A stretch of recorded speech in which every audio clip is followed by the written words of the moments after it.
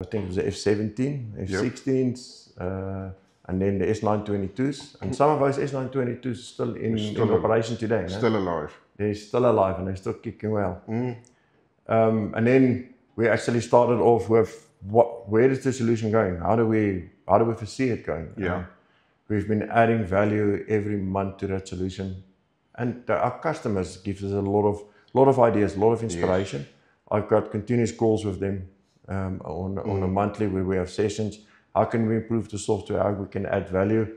And we've now developed the full-blown workforce management solution. I think. Yes.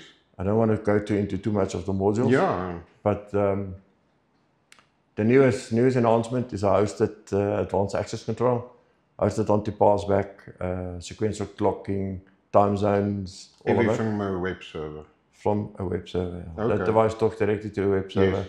If you can't have connectivity, if you have access to the device, will still allow you. Of course. But then it will register a violation if you shouldn't have gone in there,